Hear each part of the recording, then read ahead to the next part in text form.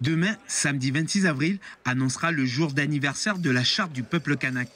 Il y a 11 ans, la proclamation de ce document devient un point de repère pour la population sur les principes et orientations fondamentales de la coutume.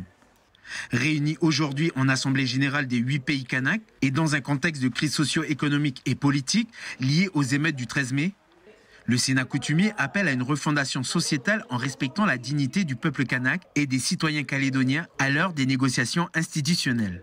Pour y parvenir, 6 axes de travail ont été identifiés: paix et cohésion interne, poursuite à terme du processus irréversible de décolonisation vers un nouveau modèle de souveraineté partagée, réforme institutionnelle profonde, reconstruction économique et sociale, et enfin, symbole de souveraineté.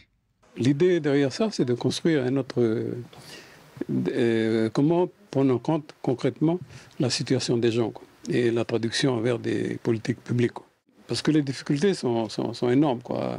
Ce qui se passe aux alentours de Nouméa, ce que vivent les gens sur place dans les tribus, c'est très compliqué aussi, quoi.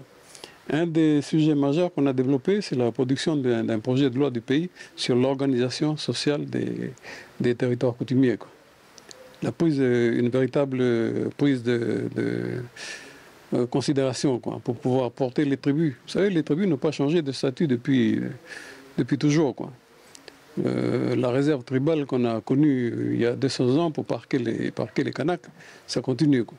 Donc l'idée de porter un projet de loi qui va amener vers le haut la question des territoires coutumiers, en leur donnant un véritable statut de collectivité publique, quoi, avec un financement et une considération qui va faire évoluer, quoi, en particulier la jeunesse kanak.